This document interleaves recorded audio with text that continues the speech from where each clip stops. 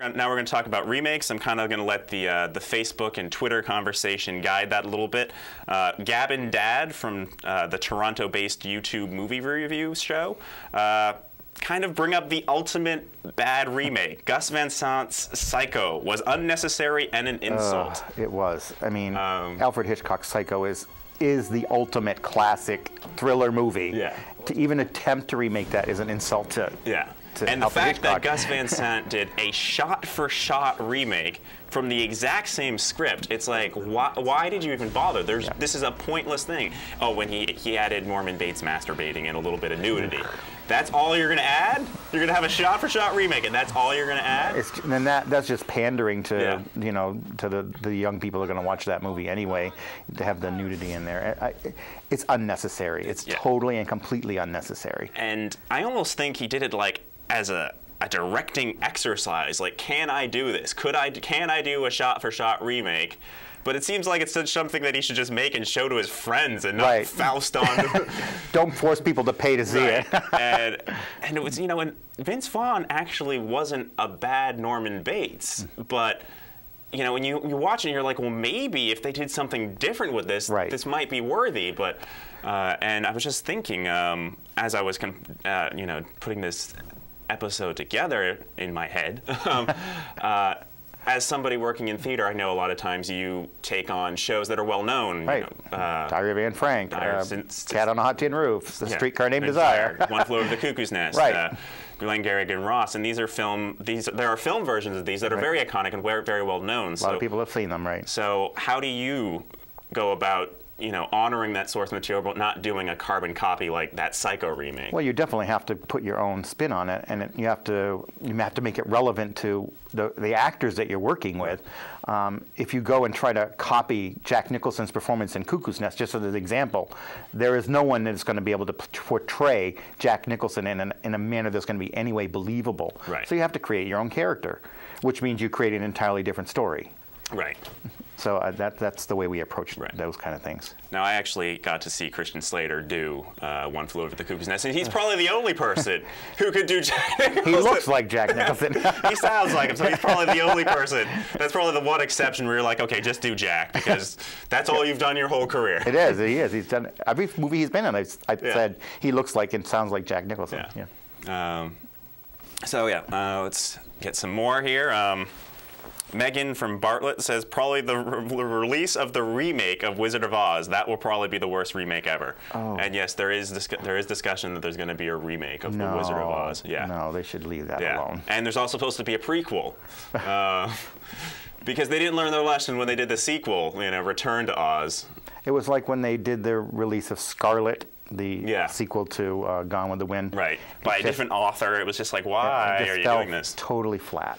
Let's see. Meals from North Conway said, King Kong, all the remakes were awful. Some people disagreed. It'd have Joel and Miles from Los Angeles, but formerly of Freiburg. He went big time. They both disagree and say that the Peter Jackson King Kong was actually pretty good. I liked the Peter Jackson King Kong. I thought it was more realistic. I mean, in the genre. Right. But I just thought it had more humanity in it than the Fay Ray standing there screaming and the fake King Kong at the top of the Empire State Building. It just didn't play for me. Right. I mean, the 1930s version is classic, but the 76 version with Jeff Bridges is just awful. I mean, the special effects in that, the 30s version had better special effects. They did. It's like seeing the Jaws shark now. You laugh. Right. At least Steven Spielberg had the good sense to edit around his shark. But King Kong, you just have it like front and center, just going. Robot. I'm a robot. Look at me. Let's see. Crystal said Invasion of the Body Snatchers, even the first one was horrible, no matter how much Donald Sutherland was in it.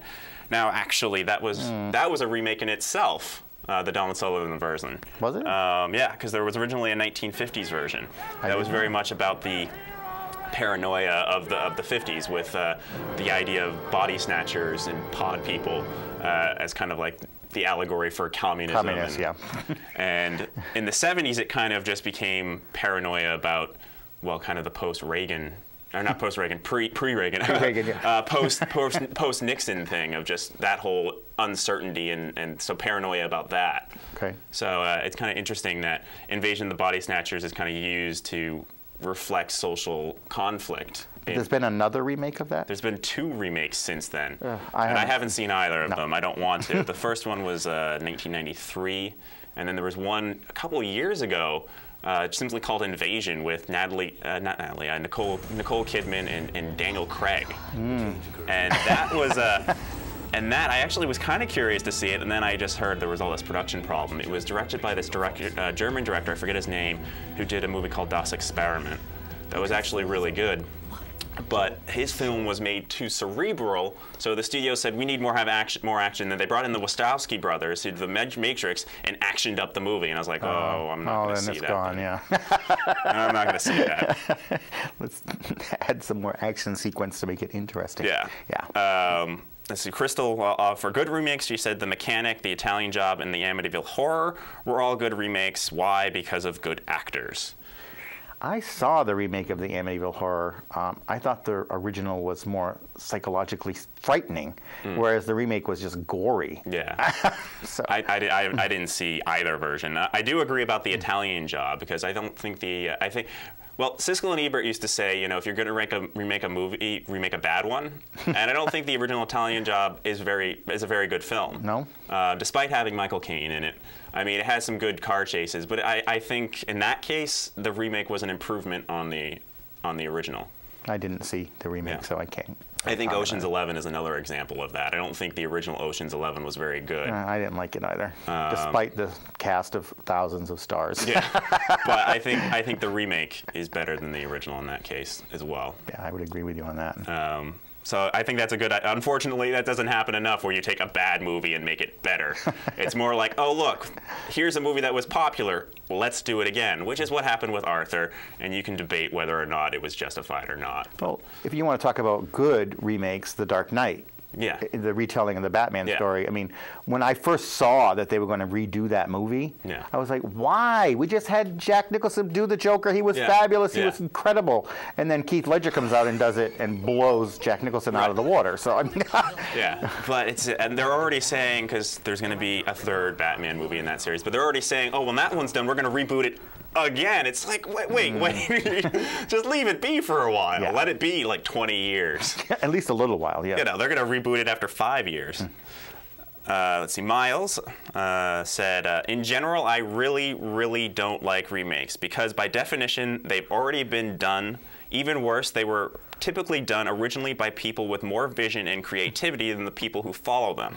That's why they were making original works instead of remakes in the first place. Mostly, I just don't like what remakes say about Hollywood. They keep being made for the same reason why there isn't a single board game, comic book, or cartoon from our childhood that won't be made into a movie in the next few years. Familiar properties are more bankable than new ideas. You know, that I kind of agree with that because if you look at what's playing on Broadway right now, you have Spider-Man, the disaster, and you know they did Beauty and the Beast. They're doing Sister Act. Sister Act, right? Yeah, The Color Purple. I mean, leave them alone. Yeah, and it's you know, sometimes you have to take the good with the bad. Like, I was excited that there was a new Tron movie, you know, but do we need Pirates of the Caribbean 4? Do we need Scream 4, which we will be reviewing next week? Oh, probably God. Not. I feel bad for you. Well, you won't be here, so it's all right. But yeah, it is just like this whole name recognition thing. You know, people recognize the name Arthur, so we'll make another one. Right. In actuality, you probably could have made that movie and named it something else, because Arthur wasn't exactly the most original movie plot-wise. No. It was just a screwball comedy plot. It was a romantic comedy plot, and I guess they just wanted to avoid being called a remake of Arthur, so we'll just name it Arthur. I don't know. But it is about name recognition. Yeah, I guess, to a certain degree. But then you have to think, if you think of shows like The Brady Bunch, when they did the Brady Bunch movie, I mean, that was more making fun of the show than actually doing anything original. Right. Same with Starsky and Hutch. That was making fun of that show as well. But then you just have these movies that just are just kind of trading on people's goodwill for that name. Well, see, it spills over into the music industry, too. You see all the remixes where they're taking all the old songs and mixing them into new songs. Right. I mean, Lady Gaga's... her new hit is essentially... It's Express Yourself by Madonna. It's Yeah. the same song. Yeah. It's just, where's the originality? Where's the creativity? And Lady Gaga, I actually think, is a fairly original artist, and then you see her do that, and it's just like, well, this is just a retread. Right, it was a disappointment for me. I mean, she is a great artist. I mean, she has a lot of original ideas, so why does she feel the need to take someone else's idea and respin it?